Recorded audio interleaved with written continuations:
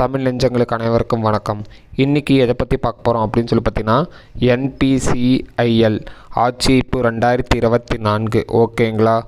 அலுவலக உதவி ஆய்வாளருக்கான வேலைவாய்ப்பு அனௌன்ஸ்மெண்ட் பண்ணியிருக்காங்க 2024 ஓகேங்களா. ஆர்கனைசேஷன் நேம் என்ன அப்படின்னு சொல்லி பார்த்தீங்கன்னா, nuclear power corporations of India limited ஓகேங்களா. இதுக்கான நோட்டிஃபிகேஷன் அனௌன்ஸ்மெண்ட் பண்ணியிருக்காங்க ஓகேங்களா. ஜாப் கேட்டகரி என்ன அப்படின்னு சொல்லி பார்த்தீங்கன்னா, கம்ப்ளீட்டாகவே இது வந்து சென்ட்ரல் கவர்மெண்ட் ஜாப் தான் ஃப்ரெண்ட்ஸ். எம்ப்ளாய்மெண்ட் டைப் வந்து பார்த்தீங்கன்னா ரெகுலர் பேசிஸ் தான் ஜாப்ஸ் வந்து எடுக்கிறாங்க ஓகேங்களா.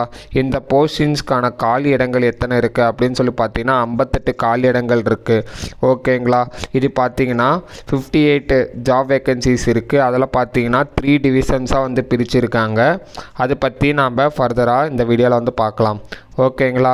இந்த போஸ்டிங்ஸ்க்கான ஏஜ் லிமிட் எவ்வளோ அப்படின்னு சொல்லி பார்த்தீங்கன்னா, 21லேருந்து 43 ஏஜ் கேட்டகரி முடிக்கும் யார் வேணாலும் அப்ளை பண்ணலாம் ஓகேங்களா. இந்த போஸ்டிங்ஸ்க்கான சேலரி அனௌன்ஸ்மெண்ட் பண்ணியிருக்காங்க. 38,250 முடிக்கும் கொடுக்குறாங்க மாதம் ஓகேங்களா. இது பற்றி ஃபர்தர் இன்ஃபர்மேஷன்லாம் இப்போ இந்த வீடியோவில் பார்க்கலாம் ஓகேங்களா. பிளேஸ் ஆஃப் லொக்கேஷன் எங்கே அப்படின்னு சொல்லி பார்த்தீங்கன்னா, மும்பை, அப்புறம் பார்த்தீங்கன்னா ஆல் ஓவர் இந்தியா தான் ஓகேங்களா. இந்த போஸ்டிங்ஸ்க்கான ஸ்டார்ட் டேட் எப்போ அனௌன்ஸ்மெண்ட் பண்ணாங்க அப்படின்னு சொல்லி பார்த்தீங்கன்னா, 05/6/2024 ஓகேங்களா. இதுக்கான இந்த போஸ்டிங்ஸ்க்கான லாஸ்ட் டேட் எப்போ அப்படின்னு சொல்லி பார்த்தீங்கன்னா, 25/6/2024. இதுக்கான அப்ளிகேஷன்ஸ் ப்ராசஸ் த்ரூ அவுட் வந்து ஆன்லைன் தான் பண்ணோம். அதுக்குண்டான லிங்க்கு கீழே டிஸ்கிரிப்ஷன் கீழே கொடுக்குறேன், மறக்காமல் கிளிக் பண்ணி பாருங்கள். இப்போ நம்ம ஒவ்வொரு போஸ்டிங்ஸ்க்கு எவ்வளோ ஜாப் வேக்கன்சிஸ் இருக்குது அப்படின்னு சொல்லி பார்த்தலாம். அசிஸ்டன்ட் கிரேட் 1 ஹெச்ஆருக்கு பார்த்தீங்கன்னா 29, அசிஸ்டன்ட் கிரேட் 1 அதுக்கு வந்து பார்த்தீங்கன்னா FA அப்படின்னு சொல்லி கொடுத்துருக்காங்க. அதுக்கு வந்து பார்த்தீங்கன்னா 17, அசிஸ்டன்ட் கிரேட் 1 C&MM ஓகேங்களா. அதுக்கு வந்து 12. மொத்தமாக பார்த்தீங்கன்னா 58 ஜாப் வேக்கன்சிஸ் இருக்குது இந்த போஸ்டிங்ஸ்க்கு. இந்த போஸ்டிங்ஸ் பார்த்தீங்கன்னா எஜுகேஷன் குவாலிஃபிகேஷன் அனௌன்ஸ்மெண்ட் பண்ணியிருக்காங்க. நீங்கள் வந்து எனி டிகிரியாக இருந்தாலும் அப்ளை பண்ணிக்கலாம். எந்த டிகிரி படிச்சிருந்தாலும் இந்த போஸ்டிங் வந்து அப்ளை பண்ணிக்கலாம். மினிமம் பார்த்தீங்கன்னா 55% கண்டிப்பாக உங்களுக்கு வந்து இருக்கணும். ஆர் யூனிவர்சிட்டி ஆர் இன்ஸ்டியூஷன் லெவலில் உங்களுக்கு 55% இருக்கணும் ஓகேங்களா. இப்போ ஒவ்வொரு போஸ்டிங்ஸ்க்கும் ஏஜ் லிமிட் வந்து அனௌன்ஸ்மெண்ட் பண்ணியிருக்காங்க. அசிஸ்டன்ட் கிரேட் 1க்கு பார்த்தீங்கன்னா ஹெச்ஆருக்கு வந்து பார்த்தீங்கன்னா 21லேருந்து 28 ஏஜ் கேட்டகரி முடிக்கும். அப்புறம் பார்த்தீங்கன்னா அசிஸ்டன்ட் கிரேட் 1 F&A ஓகேங்களா. அதுக்கு வந்து 21லேருந்து 28 ஏஜ் கேட்டகரி முடிக்கும். அப்புறம் பார்த்தீங்கன்னா அசிஸ்டன்ட் கிரேட் 1 C&MM ஓகேங்களா. அதுக்கு வந்து பார்த்தீங்கன்னா 21லேருந்து 28 ஏஜ் கேட்டகரி முடிக்கும் ஓகேங்களா. இதுக்கு வந்து அப்பர் ஏஜ் லிமிட்டுன்னு ஒன்று கொடுத்துருக்காங்க. நீங்கள் வந்து பார்த்தீங்கன்னா SC அல்லது ST கேண்டிடேட்டாக இருக்கீங்க அப்படின்னு நினச்சிங்கன்னா உங்களுக்கு வந்து 5 years எக்ஸ்பீரியன்ஸ் வேணும். அல்லது OBC கேண்டிடேட்டாக இருக்கீங்க அப்படின்னு நினச்சிங்கன்னா உங்களுக்கு வந்து 3 years ஏஜ் கேட்டகரி வேணும் ஓகேங்களா.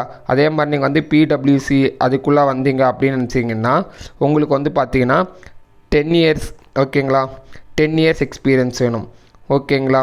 இந்த போஸ்டிங்ஸ்க்கான சேலரி எவ்வளோ அப்படின்னு சொல்லி பார்த்தீங்கன்னா, அசிஸ்டன்ட் கிரேட் 1 ஹெச்ஆருக்கு வந்து பார்த்தீங்கன்னா லெவல் 4ல் 38,250 முடி கொடுக்குறாங்க. அதே அசிஸ்டன்ட் கிரேட் 1 F&A லெவலுக்கு வந்து பார்த்தீங்கன்னா லெவல் 4 தான், அதுவும் 38,250 முடி கொடுக்குறாங்க.